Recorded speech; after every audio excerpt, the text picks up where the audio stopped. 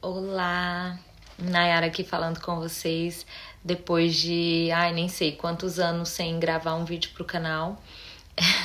Nosso canal acabou ficando michoxo porque nós nos envolvemos em tantas tarefas, eu e minhas amigas. Começamos aí com o plano de gravar vídeos mensalmente e postar no canal, mas a rotina, as circunstâncias nos sugaram de tal forma que eu pelo menos, né, no meu caso, eu não consegui vir e de alguma forma o canal ficou abandonado, completamente abandonado. E por muito tempo também eu acabei questionando, né, qual a finalidade, se realmente eu deveria fazer isso, não me considerando capaz, pensando que há pessoas muito mais capazes que eu para falar sobre livros, para tentar trazer, de certa forma, as ideias dos autores, e isso acabou me fazendo desistir por um tempo, e acho que o canal ficou aí sem receber vídeos novos durante pelo menos 4 anos, né? Acho que quem se inscreveu no canal, quando receber as notificações, vai pensar, meu Deus, o que é isso? Que canal é esse? Quando foi que eu me inscrevi? Mas eu estou aqui de volta para falar sobre esse livro da Elizabeth Elliot, Uma Vida de Obediência, 7 disciplinas para a vida do cristão. E esse livro tem me confrontado, tem me admoestado, e eu quero tentar trazer para vocês aquilo que eu tenho de certa forma sido confrontada e admoestada mesmo pela palavra de Deus, através da vida dessa autora muito preciosa. Ela foi nossa contemporânea por um tempo, pelo menos minha, né? Elizabeth Elliot nasceu em 1926 e morreu em 2015. Foi uma das escritoras cristãs mais perceptivas e populares do século passado, autora de mais de 20 livros, incluindo Paixão e Pureza, Deixe-me Ser Mulher e O Sofrimento Nunca é em Vão. Elliot ofereceu orientação e incentivo a milhões de leitores em todo o mundo. Uma autora muito capaz, uma mulher realmente usada pelo Senhor no seu tempo, né? Nesse período aí em que o Senhor deu a ela vida, fôlego, capacidade e condições para estar ensinando milhares de pessoas, ensinando até hoje, né? A minha filha tem esse livro Paixão e Pureza. Ela disse que é muito bom, eu não li. Trata do assunto de namoro, manter-se pura para o casamento, para o esposo, e ela gostou muito. O Sofrimento Nunca é em Vão, eu li, muito bom, ouvi na Pilgrim mais de uma vez.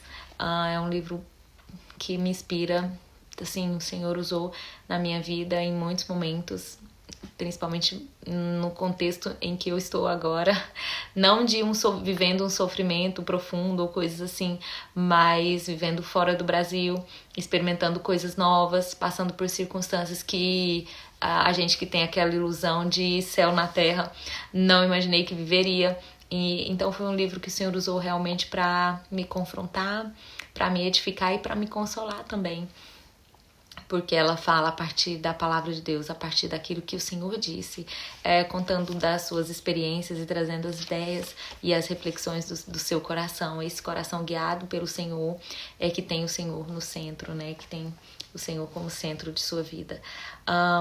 O primeiro capítulo do livro, Criação, Cuidado e Chamado, Elizabeth começa contando e descrevendo um dia em especial que ela estava numa cabana no Texas, nas montanhas, e ela começou a observar a natureza, né, que estava diante dela. Ela começou a observar os pássaros e de repente ela viu um porco-espinho com a patinha machucada e ela sentiu pena dele, né? Ela sentiu vontade de ajudar esse porco-espinho e sabendo que ela não podia ajudá-lo, ela fez algo que estava ao alcance dela. Ela orou por ele, ela pediu ao Senhor que cuidasse dele. E ela conclui dizendo que, na segunda página do primeiro capítulo, dizendo que ela crendo na soberania de Deus, sabendo que nada acontece por acaso, que nenhum pássaro, como a palavra de Deus diz, cai da árvore se o Senhor não quiser. Aquele porco-espinho não apareceu diante dela, né, da porta dela, de onde ela estava observando, por acaso. ele apareceu lá para que, quem sabe, ela pudesse orar por ele. E ela orou. E ela pediu ao Deus que o fez, que o criou, para que cuidasse dele também, para que ele pudesse ter a sua patinha curada. E ela diz assim, vou ler aqui uma parte da página 12, ela diz assim: quanto mais o indivíduo chega ao centro das coisas, mais capaz ele é de observar as conexões. Tudo que foi criado está conectado, pois tudo é produzido pela mesma mente, pelo mesmo amor e depende do mesmo Criador. Aquele que idealizou o universo, o Senhor Deus Onipotente, é aquele que chamou as estrelas à existência, que ordenou a luz, que falou a palavra, que trouxe à existência do tempo e do espaço e toda forma de matéria, sal e pedra, rosa e madeira vermelha, penas e peles, e barbatana e carne. As ovelhas, o porco e o tentilhão são dele, estão à disposição dele, possuídos e conhecidos por ele. Nós também somos criados, pertencemos, somos posse, somos conhecidos, somos dependentes. Assim como o caititu é dependente, conforme olho para a ovelha, tranquila, dependente, encontrando seu alimento provido pelo Senhor, eu penso em como Ele provê para mim também. E saindo da natureza, né, dos animais, ela chega em nós também, criatura de Deus, nesse ponto da criação, onde Deus criou os seres humanos e todas as coisas dependem dele. Todos os animais, tudo que Ele criou depende dele. E nós também. Nós também dependemos completamente da mão de Deus. Eu não tenho o primeiro minuto, o próximo minuto não é meu, é de Deus. E eu só o terei se o Senhor quiser me dar. O amanhã eu não tenho. Eu posso fazer planos para amanhã. Eu posso fazer uma lista de afazeres para o meu amanhã. Mas eu só o terei, eu só o viverei se o Senhor quiser. Se o Senhor me dar. Se o Senhor me der esse dia. E todas as coisas estão nas mãos desse Criador. E esse Criador que fez todas as coisas, esse Deus soberano, Ele me chama. Ele cuida de mim e me chama. Me chama à obediência, me chama a obedecê-lo. E nas próximas páginas, Elizabeth nos conduz ao chamado para a obediência, que é o tema central do livro. E ela nos diz, né, que Deus é soberano e é digno de ser obedecido. Ele criou o mundo e Ele criou as regras. E nós devemos obediência a esse Deus que criou todas as coisas e criou essas regras. E essas regras são para o nosso bem. É o único modo de nós sermos felizes e termos o coração grato e alegre, se nós obedecermos a Deus que fez todas as coisas de modo sábio e perfeito e criou todas as regras de modo sábio e perfeito, e nós devemos obedecê-lo para o nosso bem. A lei é graça, a lei de Deus é graça derramada sobre nós, e o Senhor nos exige a obediência, e a obediência é a expressão mais clara de submissão à autoridade divina. Se nós nos intitularmos como cristãos e rejeitarmos aquilo que o Senhor nos pediu para ser e simplesmente ignorarmos esse chamado à obediência, nós não estamos nos submetendo a essa autoridade divina, a esse Deus que criou todas as coisas, a Cristo. Porque nós decidimos ser o nosso próprio Deus quando nós rejeitamos aquilo que o Senhor nos pede, aquilo que o Senhor exige de nós. Quando nós dizemos, não, eu não quero obedecer a Deus, nós estamos obedecendo a nós mesmos. Aquilo que o nosso coração deseja, aquilo que nós queremos. A obediência, ela não é fácil, mas ela é exigida de nós. E o Senhor nos promete ajudar, nos promete capacitar para a obediência. Então nós podemos clamar a Ele. Algumas aplicações práticas, né? Examinar a nossa postura diante das ordens de Deus. Amar, perdoar, esperar, submeter-se, são as ordens de Deus em esferas diferentes. Eu não me submeto a qualquer homem, mas eu devo submissão ao meu marido. E dentro da esfera do lar, como esposa, eu devo obediência a ele. E não é fácil. Não é fácil. É muito difícil. Tem dias que tudo que nós queremos é fazer aquilo que nós desejamos e rejeitar mesmo esse chamado de Deus, que é a obediência, né? E nós muitas vezes nos esquecemos, nós desejamos tanto aquilo que nós queremos que nós nos tornamos cegos diante daquele chamado de Deus, que é a obediência. E nós devemos perguntar a nós mesmos, eu obedeço mesmo quando não concordo? Mesmo quando eu não entendo?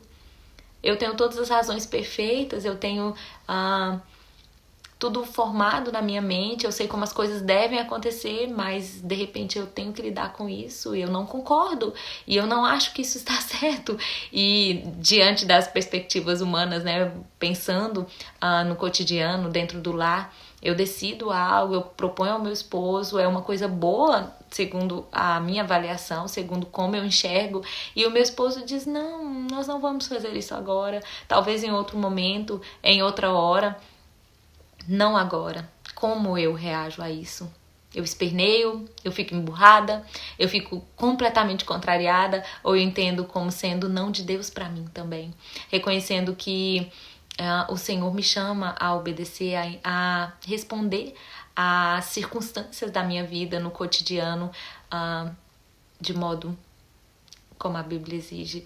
Se eu não consigo obedecer a Deus aonde eu estou, instalada onde eu estou, eu não vou conseguir obedecer em nenhum outro lugar. Se eu não consigo perdoar a minha colega de trabalho com a qual eu convivo agora, nesse exato momento da minha vida, porque ela realmente passou de todos os limites, ela realmente não dá.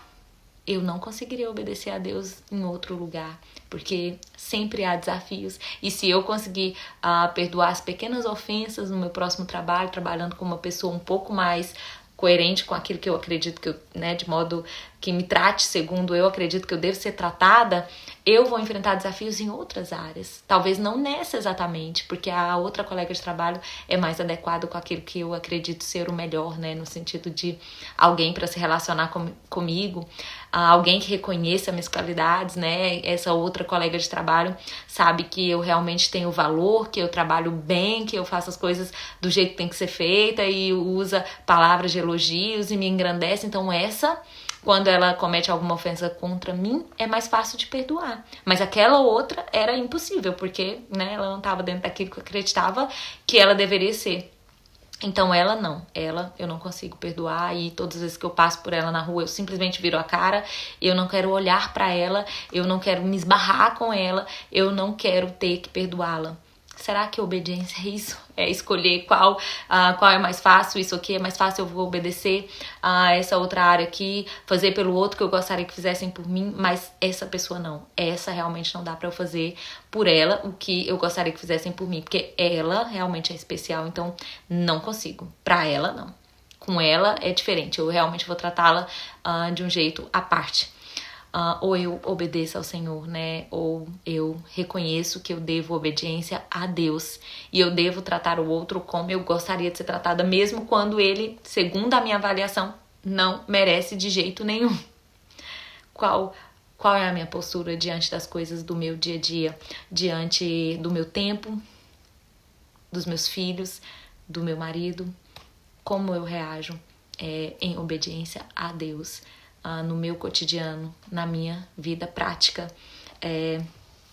Esse primeiro capítulo nos faz refletir sobre isso, e ela termina o capítulo dizendo assim, no último parágrafo: Deus me ama em um sentido mais profundo do que qualquer outra espécie de criatura ligada à terra, e eu sou chamada.